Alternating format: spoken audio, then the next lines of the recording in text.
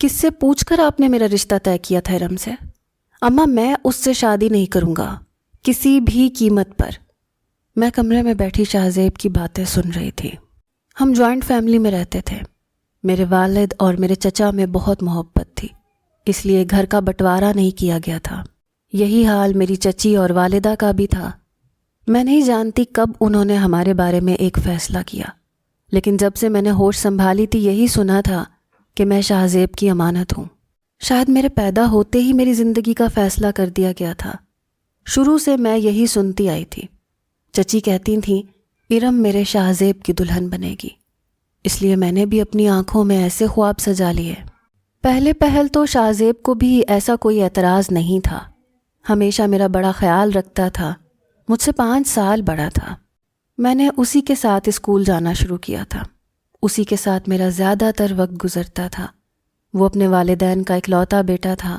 مجھ سے بڑے میرے 3 بھائی تھے، میں سب سے چھوٹی تھی اور 3 بھائیوں کی اکلوتی بہن تھی۔ البتہ یہ نہیں کہہ سکتے کہ میں بہت لاڈلی تھی یا ناز نخرے اٹھواتی تھی۔ تینوں بھائیوں کے کام البتہ میرے ذمہ آ جاتے تھے، اور چوتھا شاہ زیب شامل ہو جاتا۔ اب یہ چھوٹے موٹے کام بچپن سے ہی مجھ سے کہتا تھا، پتہ نہیں کیوں، لیکن اس کا کام میں بڑے دل سے کرتی تھی۔ انکار تو خیر بھائیوں کے کام کا بھی نہیں کیا تھا میں بہت کم گو تھی۔ یہی سوچتی تھی کہ شاہ زیب نے مجھ سے براہ راست محبت کا اظہار نہیں کیا تھا۔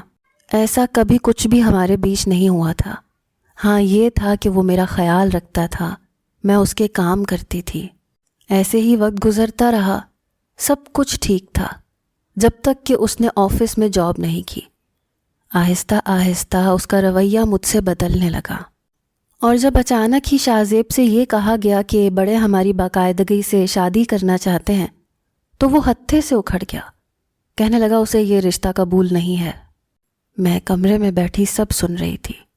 وہ چچا اور چچی سے بحث کر رہا تھا، کہہ رہا تھا آپ لوگوں نے اچھا نہیں کیا بچپن میں ہمارا رشتہ طے کر کے، میں ایسا کوئی بھی رشتہ نہیں کروں گا۔ میرے چچا نے یہ سنتے ہی اس کے منہ پر تھپڑ مارا، اسے کہا کہ تمہیں اب اس بات کا خیال آ رہا ہے؟ بچپن سے تم جانتے ہو کہ وہ تمہارے نام پر بیٹھی ہے۔ کہنے لگا تو میں نے کب منع کیا ہے آپ کو؟ جہاں اچھا لگے اس کی شادی کر دیں۔ میں اپنی ایک کولیگ کو پسند کرتا ہوں اور ہر قیمت پر اسی سے شادی کروں گا۔ مجھے تو ایسے لگا جیسے چھن سے کچھ میرے اندر ٹوٹ سا گیا۔ اس کے بعد بھی چچا اور چچی نے شاہ زیب سے یہی کہا کہ کچھ بھی کر لے، اس کی شادی مجھ ہی سے ہوگی۔ میرے اماں ابا بھی پریشان تھے، بھائی بھی غصے میں تھے، ادھر میں اور باہر وہ۔ کہنے لگا اگر آپ میرے ساتھ زبردستی کریں گے تو میں گھر چھوڑ کر چلا جاؤں گا۔ میں اتنی بھی کم ظرف اور خود غرض نہیں تھی، اور نہ ہی اتنی بے مول تھی کہ وہ مجھے یوں ٹھکرا دے اور میں اس کے گلے کا ہار بن جاؤں۔ میں نے اپنے آنسو صاف کیے اور کمرے کا دروازہ کھولا۔ میں باہر صحن میں آ گئی۔ چچا، تایا، اماں، چچی سب ہی وہاں موجود تھے، یہاں تک کہ بھائی بھی غصے سے کھڑے ہوئے تھے۔ میں نے کہا چچا، مجھے یہ رشتہ قبول نہیں ہے جو زبردستی کی بنیاد پر کیا جائے۔ شاہ زیب جہاں چاہتا ہے آپ اس کی شادی کر دیں۔ یہ کہتے ہی میں واپس اپنے کمرے میں آ گئی۔ اس دن میں بہت روئی تھی، کیونکہ میں نے بہرحال اسے چاہا تھا، اس سے محبت بھی کی تھی۔ اگلے ہی روز میری والدہ کہنے لگیں کہ اس سے پہلے کہ رقیہ شاہ زیب کی شادی کرے، میں تمہیں اس سے پہلے رخصت کرنا چاہتی ہوں۔ میری بیٹی کوئی گری پڑی نہیں ہے کہ وہ تمہیں اپنی دلہن کے ساتھ رنگرلیاں مناتا ہوا نظر آئے اور میری بیٹی گھر میں بیٹھی رہے۔ میں نے اپنے آپ کو حالات کے حوالے کر دیا۔ شاہ زیب کا رشتہ اسی جگہ ہو گیا جہاں وہ چاہتا تھا۔ آج کل وہ ہواؤں میں پرواز کر رہا تھا، ہر وقت مسکراہٹ اس کے چہرے پر چھائی رہتی ہے۔ اماں نے میرے رشتے کے لیے بھی ایک رشتے کروانے والی سے کہہ دیا تھا۔ میرے لیے پہلا آنے والا رشتہ ہی میری والدہ نے قبول کر لیا۔ ایک ایسی لڑکی کے لیے بڑا مشکل ہوتا ہے اس شخص کو بھلانا جسے بچپن سے چاہا ہو، جس کا نام اپنے نام کے ساتھ بچپن سے سنا ہو۔ میں نے فیضان کی تصویر تک نہیں دیکھی تھی، وہ کون تھا کون نہیں تھا میں نہیں جانتی تھی، مجھے کوئی دلچسپی بھی نہیں تھی، بس یہ تھا کہ شادی کرنی ہے کیونکہ ماں باپ نے اسے میرے لیے پسند کیا ہے۔ اب میں چپ چپ سی رہنے لگی۔ شاہ زیب نے مجھے بہت خوشی سے مبارکباد دی اور میں مسکرا بھی نہیں سکی۔ بہت جلد میری شادی فیضان سے ہو گئی۔ فیضان اپنے گھر میں سب سے بڑا تھا۔ اس سے چھوٹے 2 بھائی تھے، ایک بڑی آپا تھیں اور ایک چھوٹی بہن تھی۔ شادی کی پہلی رات فیضان نے مجھ سے کہہ دیا تھا کہ نہ تو میں اس کی والدہ کے سامنے کسی بات پر اختلاف کروں، نہ ہی اس کی بڑی بہن کی بات کو ٹالوں۔ میری آنکھوں میں بہت زیادہ خواب تو نہیں سجے ہوئے تھے، لیکن فیضان نے اس گرم جوشی کا مظاہرہ نہیں کیا تھا۔ کمرے میں آتے ہی اس نے بس یہی کہا تھا کہ میں اس کے گھر والوں کے ساتھ اپنا رویہ اچھا رکھوں۔ پھر میرے ہاتھ میں رونمائی کی انگوٹھی پہنائی، ہمارے مابین ہونے والے رشتے کی نوعیت بتائی۔ اس نے ایک بار بھی یہ نہیں کہا کہ میں کیسی لگ رہی ہوں۔ میرا شمار خوبصورت لڑکیوں میں ہوتا تھا، لیکن وہ شخص شاید صرف شادی کو ذمہ داری سمجھتا تھا۔ شادی کی صبح ہی میری ساس نے مجھ سے کہہ دیا کہ تیسرے دن میں نے کچن سنبھالنا ہے۔ میں نے کوئی بھی اختلاف نہیں کیا۔ میرے دونوں دیور البتہ اچھے تھے، ہلکا پھلکا مذاق بھی کر لیتے تھے۔ بھابھی بھابھی کہتے ہوئے ان کی زبانیں نہیں تھکتی تھیں۔ میری شادی کو بھی 15 دن ہی گزرے تھے جب میں نے یہ دیکھا کہ بڑی آپا ہر تیسرے دن میکے میں موجود ہوتی ہیں۔ پورا دن وہ مجھ پر روب جماتی رہتی تھیں، کہتی تھیں کہ کچن کو اچھے طریقے سے سنبھالو۔ میری ماں اب کسی کام کو ہاتھ نہیں لگائے گی، چھوٹی بہن پڑھ رہی ہے، وہ کوئی کام نہیں کرے گی، اب ساری ذمہ داری تمہیں ہی سنبھالنی ہے۔ میں کچھ بھی نہیں کہتی تھی، بس اس بات میں سر ہلا دیتی تھی۔ آہستہ آہستہ سارے کاموں کی ذمہ داری مجھ پر آ گئی۔ یہاں تک تو سب کچھ ٹھیک تھا، لیکن آپا کا آئے روز گھر میں آ جانا، خواہ مخواہ کا مجھ پر روب جمانا مجھے اچھا نہیں لگتا تھا۔ پھر مجھے کہتی تھیں کہ میرا میاں رات کو کھانا یہیں سے کھائے گا اور اسے پلاؤ بہت پسند ہے۔ کبھی کہتی تھیں نہاری بنا لو۔ 3-4 کھانے کی ڈشز وہ مجھے بتا کر کچن سے چلی جاتی۔ ساتھ میں کہتی تھی کہ دیکھو کچن ہمیں بالکل صاف ستھرا اچھا لگتا ہے، انسان کا سارا سلیقہ طریقہ صاف کچن سے ہی نظر آتا ہے، کچن ذرا بھی گندا نہیں ہونا چاہیے۔ میں ناشتے سے فارغ ہوتی تو دوپہر کے کھانے کی تیاری کرتی۔ دیور نندوں والا گھر تھا، بڑی نند بھی آئے روز آ کر بیٹھی رہتی تھی، اس لیے رات تک میں کچن میں ہی مصروف رہتی تھی۔ ابھی ان کاموں سے ہی میں سنبھل نہیں پائی تھی کہ اماں جی نے گھر کی ملازمہ کو ہٹوا دیا۔ میں فیضان سے کہتی کہ میں تھک جاتی ہوں، تو کہتا کہ یہ جھوٹے بہانے میرے سامنے مت کیا کرو، ایک تو میں دکان سے تھکا ہارا آتا ہوں اور تم یہاں شروع ہو جاتی ہو۔ ہم دونوں میاں بیوی کو بس رات کے 12 بجے کے بعد کمرے میں جانے کی اجازت ہوتی تھی۔ میں کچن میں کام کرتی رہتی، فیضان کھانا کھانے کے بعد اپنی والدہ کے کمرے میں چلے جاتے، ان سے باتیں کرتے رہتے، ان کے پاؤں دباتے رہتے۔ اماں جی کا کہنا تھا کہ جوان نندوں اور دیوروں کا گھر ہے، اس لیے تم دونوں 12 بجے سے پہلے کمرے میں نہیں جاؤ گے، یہ شرم کی بات ہوتی ہے۔ میں اور فیضان تو کبھی ایک ساتھ بیٹھ کر کھانا تک نہیں کھاتے تھے، کیونکہ اماں جی کو پسند نہیں تھا۔ ہمارے بیچ زیادہ بات چیت بھی نہیں ہو پاتی تھی۔ کمرے میں آتا تو تھکا ہوا ہوتا تھا، آ کر لیٹ جاتا تھا، صبح صبح دکان پر جانا ہوتا تھا اس لیے سو جاتا تھا۔ میرا بڑا شدت سے دل چاہتا کہ وہ مجھ سے باتیں کیا کرے۔ میں تو پہلے سے ہی ایک گہرا زخم دل میں لے کر آئی تھی۔ مجھے شوہر کی توجہ اور محبت کی بے تحاشا ضرورت تھی، لیکن وہ مجھے نہیں ملی۔ مجھے بخار ہو گیا، مجھ سے بالکل بھی اٹھا نہیں جا رہا تھا۔ میں اپنے کمرے میں لیٹی ہوئی تھی جب میری بڑی نند میرے کمرے میں آ گئی۔ کہنے لگی تم کیا ذرا سی بات پر بستر سنبھال کر بیٹھ جاتی ہو؟ تمہیں نظر نہیں آتا کہ میں گھر پر آئی ہوئی ہوں؟ چلو اٹھو 2 گولی پیناڈول کی کھاؤ اور جا کر کھانا وانا بناؤ۔ وہ ابھی بات کر ہی رہی تھی، میں بمشکل اٹھ کر بیٹھی تھی۔ میرا سر بری طرح سے بھاری ہو رہا تھا۔ جب میرا دیور کمرے میں آ گیا، کہنے لگا بھابھی آپ کو کیا ہوا ہے؟ میں نے کہا کچھ نہیں، بس بخار ہے۔ کہنے لگا آپا بھابھی کو بخار ہے تو ناشتہ آپ کیوں نہیں بنا لیتی؟ وہ کہنے لگی میں کیوں بنانے لگی ناشتہ؟ ارے بھائی میں اس گھر میں مہمان آئی ہوں۔ وہ کہنے لگا مہمان وہ ہوتا ہے جو کبھی کبھی آئے، آپ تو تقریباً روز ہی منہ اٹھا کر آ جاتی ہیں، کیا فرق پڑتا ہے اگر آج کا کھانا اور ناشتہ آپ بنا لیں اور سمیہ کو بھی اپنے ساتھ لگائیں، وہ اتنی چھوٹی تھوڑی ہے۔ میرا دیور رومان کا یہ کہنا تھا کہ آپا غصے سے اسے گھورنے لگی، کہنے لگی تمہاری زبان زیادہ ہی نہیں چلنے لگی؟ ٹھہر جاؤ فیضان کو آنے دو ذرا، آج تمہارا دماغ درست کروا دوں گی۔ وہ کہنے لگا آپ کو جو کہنا ہے کہہ دیں، لیکن آپ کے اندر بھی احساس ہونا چاہیے، بھابھی کو اتنا تیز بخار ہے اور اس کے باوجود آپ ان سے یہ کہہ رہی ہیں کہ وہ ناشتہ اور کھانا بنانے، وہ کوئی کام نہیں کریں گی۔ پھر وہ مجھ سے کہنے لگا بھابھی آپ آرام کریں، آپ کا ناشتہ میں آپ کو بنا کر دیتا ہوں۔ یہ سننا تھا کہ آپا کی نظریں کچھ عجیب انداز سے مجھے اور ارمان کو دیکھنے لگی۔ میں نے کہا نہیں آپا ٹھیک کہہ رہی ہیں، میں 2 گولی پیناڈول کی کھاؤں گی تو ٹھیک ہو جاؤں گی۔ کہنے لگا کوئی ضرورت نہیں ہے آپ کو، آپا آپ چلیں میرے ساتھ، آ کر کچن میں ناشتہ بنائیں۔ یہ کہہ کر رومان آپا کو بھی کمرے سے باہر لے گیا۔ مجھ سے ویسے بھی نہیں اٹھا جا رہا تھا، اس لیے میں بیڈ کے کراؤن سے ٹیک لگا کر بیٹھ گئی۔ ناشتہ مجھے رومان نے ہی لا کر دیا تھا۔ پھر میرے سامنے بیٹھ گیا، مجھ سے باتیں کرنے لگا، کہنے لگا اپنے آپ کو آپ اکیلا مت سمجھا کریں، یہ آپ کا گھر ہے، آپ اپنی مرضی سے بیٹھ سکتی ہیں، کھا پی سکتی ہیں، کوئی ملازمہ تھوڑی ہیں جو ہر وقت کچن میں لگی رہیں۔ مجھے تو لگتا ہی نہیں ہے کہ آپ نئی بھابھی ہیں، سادہ سا لباس پہن کر رکھتی ہیں، ارے یوں تو بھائی آپ کے ہاتھوں سے نکل جائیں گے۔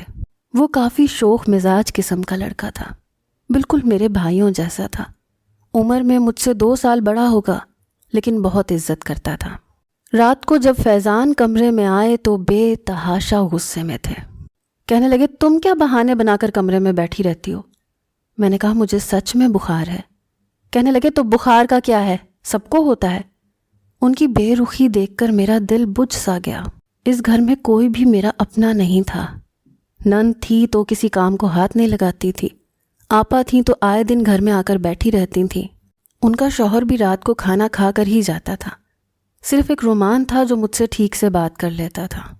ایک بار میں اٹھی تو میری طبیعت بہت متلا رہی تھی، سر بھی بھاری تھا، ناشتہ بناتے بناتے مجھے گھبراہٹ سی ہونے لگی، ناشتہ بیچ میں چھوڑ کر میں واش روم میں چلی گئی۔ الٹیاں کرنے کے بعد تو مجھے لگ رہا تھا جیسے مجھ میں جان ہی نہ بچی ہو۔ فیضان اس وقت گھر پر ہی تھا، میری حالت دیکھ کر کچھ پریشان سا ہوا، کہنے لگا تمہیں کیا ہوا؟ میں نے کہا پتہ نہیں، میری طبیعت بہت خراب ہو رہی ہے۔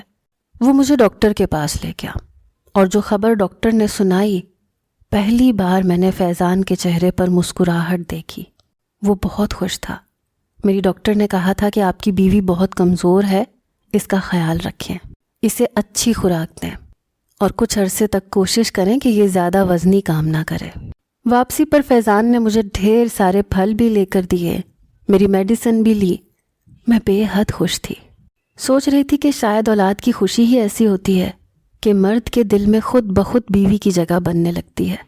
پورا راستہ مجھ سے کہنے لگا تمہارا جس چیز کو دل چاہے مجھ سے کہہ دیا کرنا، میں لے آؤں گا، دیکھو اپنا بہت خیال رکھنا، مجھے بچے بہت اچھے لگتے ہیں۔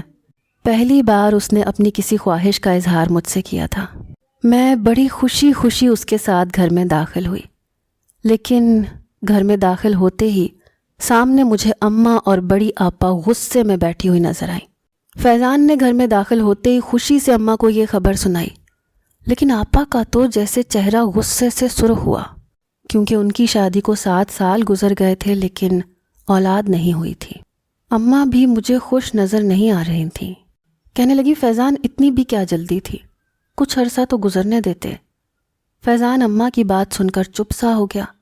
آپا کہنے لگی چلو اب اس کی بیوی کو تو بستر توڑنے کا نیا بہانہ مل جائے گا۔ ابھی تو فیضان نے ڈاکٹر کی بات بتائی بھی نہیں تھی کہ پہلے سے ہی مجھے تانا مل گیا تھا۔ کہنے لگی فیضان اب یہ نہ کہنے بیٹھ جانا کہ ڈاکٹر نے تمہاری بیوی کو بستر پر لیٹے رہنے کا مشورہ دیا ہے، دیکھو کام تو اسے سب کرنے پڑیں گے، ساری دنیا بچے پیدا کرتی ہے اور کام بھی کرتی ہے۔ وہ کبھی بھی اپنی اماں اور آپا کے سامنے بات نہیں کرتا تھا، کبھی ان کے خلاف نہیں چلتا تھا۔ کہنے لگا کام وہ کرے گی، بس ڈاکٹر نے وزنی کام کرنے سے منع کیا ہے۔ اب یہ ہوا تھا کہ فیضان میرا خیال رکھنے لگا تھا۔ رات کو اگر میں کچن میں برتن دھو رہی ہوتی تو وہ میرے پاس آ جاتا، کہتا جاؤ تم آرام کرو، جا کر برتن میں دھو دیتا ہوں۔ میں کہتی نہیں میں کر لوں گی، کہتا نہیں جاؤ، تمہارا اب میں نے خیال رکھنا ہے۔ فیضان کے بدلے رویے نے جیسے مجھے سکون بخش دیا تھا۔ کسی چیز کی طلب ہوتی تو میں رومان سے بھی منگوا لیتی تھی، وہ بھی مجھے لا دیتا تھا۔ میرا گھر میں دل لگنے لگ گیا تھا۔ لیکن ایک بار آپا گھر پر آئی تو کہنے لگی کہ کپڑے میں نے دھو دیے ہیں، ایسا کرو جاؤ اوپر چھت پر پھیلا کر آ جاؤ۔ میں نے کہا آپا مجھے ڈاکٹر نے وزن اٹھانے سے منع کیا ہے، کپڑوں والی بالٹی تو بہت بھاری ہے۔ کہنے لگی کچھ نہیں ہوتا، ڈاکٹروں کو تو عادت ہوتی ہے ایسی بکواس کرنے کی۔ میں نے بالٹی اٹھائی اور دھیرے دھیرے سیڑھیاں چڑھتی ہوئی چھت پر چلی گئی۔ سوچ رہی تھی کہ خود ہی احتیاط کرنی پڑے گی، آپا کو تو مجھ پر رحم نہیں آئے گا اور نہ ہی اماں کو۔ میں نے کپڑے پھیلا دیے۔ جیسے ہی میں سیڑھیاں اترنے لگی، مجھے ایسے لگا جیسے سیڑھیوں پر پانی اور سرف گرا ہوا ہے۔ احتیاط کرتے کرتے بھی میرا پیر بری طرح سے پھسلا اور میں سیڑھیوں سے بہت برے طریقے سے گر گئی۔ میرا تیسرا مہینہ تھا۔ میرے پیٹ میں اس قدر شدید درد اٹھا کہ میں بلبلا اٹھی۔ میرے چلانے کی آواز سن کر اماں اور رومان کمرے سے باہر آئے۔ آپا بھی کچن سے باہر آ گئی۔ مجھے تڑپتا ہوا دیکھ کر ان کے چہرے پر ایک عجیب سی مسکراہٹ آ گئی۔ میں سمجھ گئی تھی کہ یہ سب انہی کا کیا دھرا ہے۔ اماں اور رومان مجھے اٹھا کر ہسپتال لے گئے۔ میں اپنا سب کچھ کھو چکی تھی۔ فیضان جب ہاسپٹل میں پہنچا تو میں بے تحاشا روئے جا رہی تھی۔ اس کی آنکھیں بھی نم تھیں۔ میرے پاس بیٹھ گیا، میرا سر اپنے سینے پر رکھ کر کہنے لگا، کوئی بات نہیں، اللہ کی یہی مرضی تھی، تم دل چھوٹا مت کرو۔ فیضان نے مجھے تسلی دیتے ہوئے کہا تو میری ساس کا منہ بن گیا۔ کہنے لگی شرم حیا نام کی تو کوئی چیز ہی نہیں ہے آج کل کے بچوں میں، انسان ماں کا ہی لحاظ کر لیتا ہے۔ میں کس قدر تکلیف سے گزر رہی تھی، فیضان کس اذیت میں مبتلا تھا، اماں جان کو کچھ بھی تو نظر نہیں آ رہا تھا، بس ان کی اپنی ہی باتیں تھیں۔ میری اذیت میں اضافہ اس وقت ہوا جب لیڈی ڈاکٹر نے یہ کہا کہ اب میں کبھی ماں نہیں بن سکتی۔ یہ سننا تھا کہ میں اپنے آنسو روک نہیں پائی۔ فیضان کے چہرے کی رنگت فک ہو گئی۔ اس بار تو میری ساس بھی چپ سی ہو گئی۔ میں روتے دھوتے گھر پہنچی۔ جب یہ خبر آپا کو ملی تو وہ بڑی خوش تھیں۔ ان کے چہرے کی خوشی چھپائے نہیں چھپ رہی تھی۔ مجھے آپا سے نفرت ہونے لگی۔ فیضان اب پھر سے بے پرواہ ہو گیا۔ اب تو بات بات پر مجھے تانے بھی دیتا تھا۔ کہتا تھا ہماری زندگی تو بس یوں ہی گزر جائے گی دوسروں کے بچے دیکھتے ہوئے۔ میں رونے لگ گئی۔ میں نے کہا میرا کیا قصور ہے؟ کہنے لگا تمہارا ہی قصور ہے۔ کیا میں نے تم سے نہیں کہا تھا کہ وزنی سامان مت اٹھانا؟ تم چھت پر کیا کرنے گئی تھی؟ میں نے کہا مجھے آپا نے بھیجا تھا کہ کپڑے رسی پر ڈال کر آؤ۔ وہ کہنے لگا چلو اب میری بہن پر الزام لگا دو۔ وہ بھلا تمہیں کیوں کہیں گی؟ اور تمہیں عقل نہیں ہے؟ جب میں نے تم سے کہا تھا کہ وزن نہیں اٹھانا تو تم نے کیوں اٹھایا؟ میں سب جانتا ہوں۔ تم لڑکیاں شادی کے فوراً بعد اولاد چاہتی ہی نہیں ہو۔ تم لوگوں کو ہوتا ہے کہ آتے ہی ذمہ داری نہ پڑ جائے، بچہ نہ سنبھالنا پڑ جائے۔ میں نے کہا فیضان میں ایسا کیوں کروں گی؟ میں تو بہت خوش تھی۔ کہنے لگا بس مجھے زیادہ بے وقوف مت بناؤ۔ اماں نے مجھے بتایا ہے کہ آپا خود کپڑے رسی پر ڈالنے جا رہی تھی لیکن تم نے ان سے بالٹی پکڑ لی تھی کہ میں ڈالتی ہوں، اور تم ویسے بھی خوش نہیں تھیں، بار بار یہی کہتی تھیں کہ اتنی جلدی بچہ نہیں ہونا چاہیے تھا۔ میں جانتی تھی کہ فیضان کے دماغ میں یہ سارا جھوٹ کس نے ڈالا ہے، پر میں بے حد غصے میں تھی۔ میں نے کہا جس آپا کا کلمہ پڑھ رہے ہو نا، یہ سب کیا دھرا اسی آپا کا ہے۔ اسی نے مجھے جان بوجھ کر اوپر رسی پر کپڑے پھیلانے بھیجا تھا، اور جب تک میں سیڑھیاں اترتی تو پوری سیڑھیوں میں پانی اور سرف پھینک دیا گیا تھا۔ وہ خود بے اولاد ہے اس لیے نہیں چاہتی تھی کہ مجھے اولاد ہو جائے۔ میرا یہ کہنا تھا کہ فیضان غصے سے سرخ ہوا۔ ایک زوردار تھپڑ اس نے میرے منہ پر مارا۔ کہنے لگا میری بہن پر الزام لگاتی ہو، تبھی تمہارے ساتھ یہ سب کچھ ہوا ہے۔ میں سوچ بھی نہیں سکتی تھی کہ فیضان میرے ساتھ ایسا رویہ بھی اختیار کر سکتا ہے۔ اماں اور آپا مجھ پر مزید سختیاں کرنے لگیں۔ میرے شوہر کو کہتی کہ بیوی کو اوقات میں رکھنا سکھاؤ، اس کو سر پر چڑھاؤ گے تو تمہارے سر پر ناچے گی، اور اب کون سا یہ تمہیں اولاد دے سکتی ہے جو تم اس کے نخرے اٹھاؤ۔ مجھے میکے جانے کی زیادہ اجازت نہیں تھی اور میں بہت تھک چکی تھی۔ ایک بار مجھے بھائی ملنے آ گیا۔ میری آنکھوں میں موٹے موٹے آنسو دیکھ کر پوچھنے لگا کہ تمہیں کیا ہوا ہے؟ میں نے کہا بھائی میں بہت تھک گئی ہوں، مجھے اپنے ساتھ لے جاؤ، میں 2-4 دن میکے میں رہنا چاہتی ہوں۔ اس نے جب میری ساس سے میرے جانے کے لیے کہا تو کہنے لگی ارے یہ کیا بات ہوئی؟ بھائی ملنے آیا اور یہ منہ اٹھا کر میکے چلی جائے۔ وہ کہنے لگا کہ کیا بات ہے، ہم نے اپنی بہن کا سودا تو نہیں کیا کہ وہ میکے نہیں جا سکتی۔ میرے بھائی کو بھی غصہ آ گیا تھا کیونکہ وہ کہتا تھا کہ شادی کے بعد بیٹیوں کے چہرے پر رونق ہوتی ہے، تمہاری تو صحت ہی بہت خراب ہو گئی ہے۔ کیا تمہیں کھانے پینے کو کچھ نہیں ملتا؟ اب میں کیا کہتی کہ ہر وقت کے تانے تشنے اور گھر کے کاموں کے علاوہ مجھے یہاں کچھ بھی نہیں ملتا۔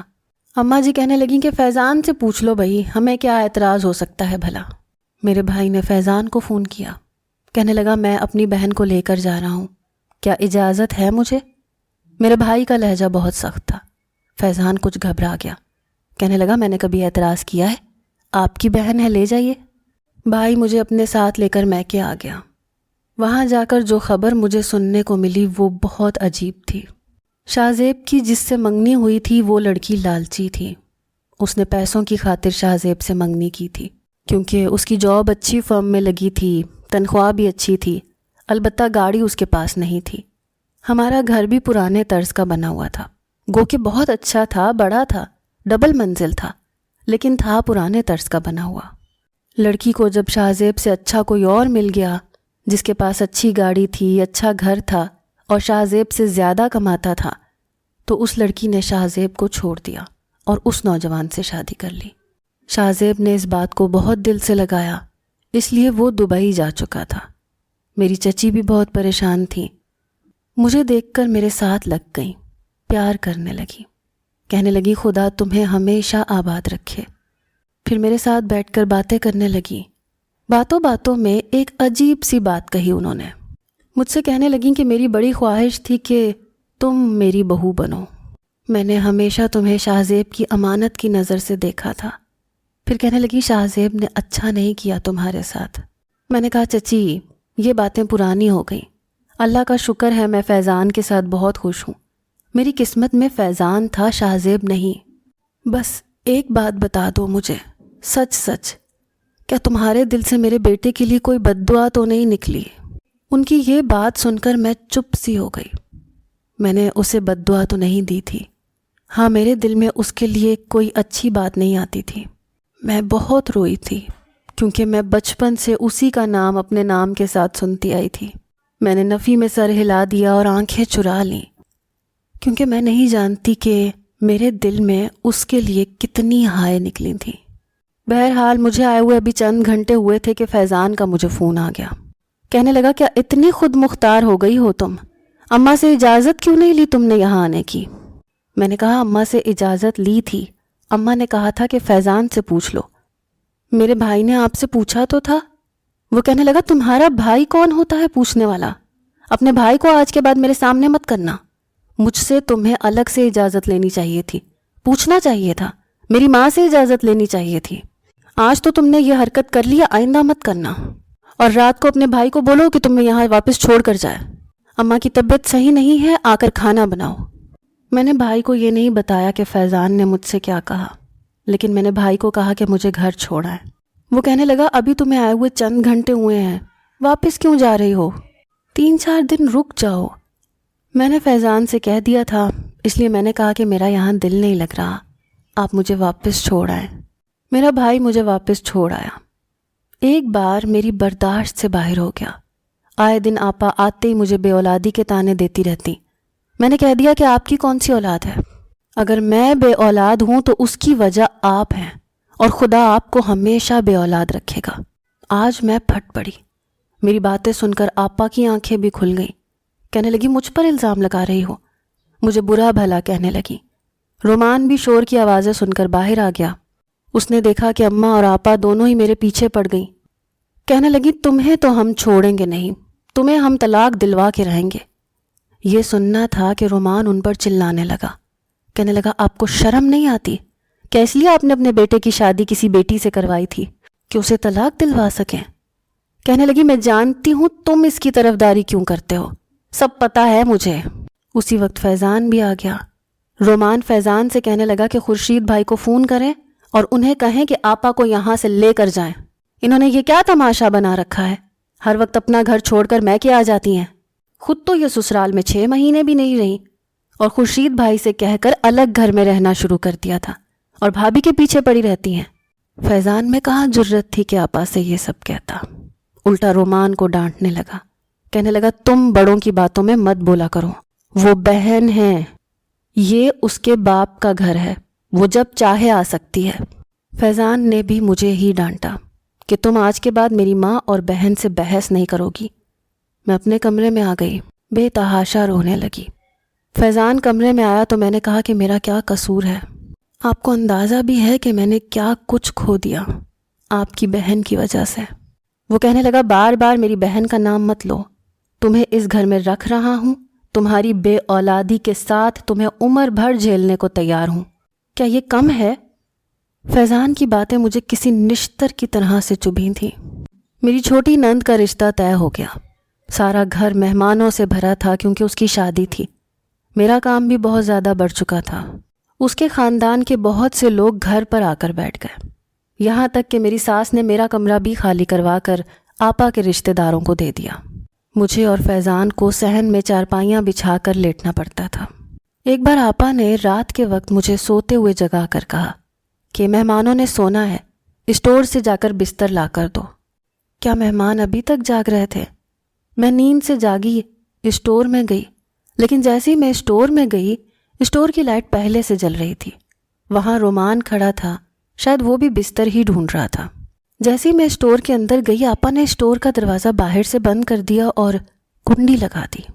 یہ دیکھتے ساتھ ہی میری آنکھیں پوری کھلیں۔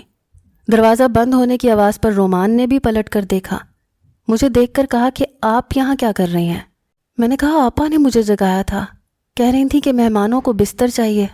کہنے لگا آپا نے تو مجھ سے بھی یہی کہا تھا، بستر تو میں ڈھونڈ رہا تھا، پھر آپ کو کیوں جگایا؟ میں نے کہا پتہ نہیں۔ میں نے جلدی سے اسٹور کا دروازہ کھولنا چاہا لیکن دروازہ باہر سے بند تھا۔ میں نے دروازہ پیٹنا شروع کر دیا۔ رومان بھی پریشان تھا، اس نے بھی دروازہ کھٹکھٹانا شروع کر دیا، اور باہر سے پھر ہمیں جو آوازیں سنائی دیں اس نے ہمارے ہوش اڑا دیے۔ آپا سب کو جگا رہی تھیں، کہہ رہی تھی فیضان آ کر دیکھو اپنی بیوی اور بھائی کے کرتوت۔ یہ سن کر میرے ہوش اڑے تھے، رومان کا بھی رنگ اڑ گیا۔ کچھ ہی دیر میں بہت سارے لوگوں کی آوازیں باہر سے آنے لگیں۔ آپا کہہ رہی تھیں میں نے آج رنگے ہاتھوں ان دونوں کو پکڑا ہے۔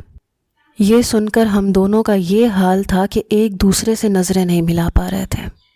ایک دم سے ہی اسٹور کا دروازہ کھلا اور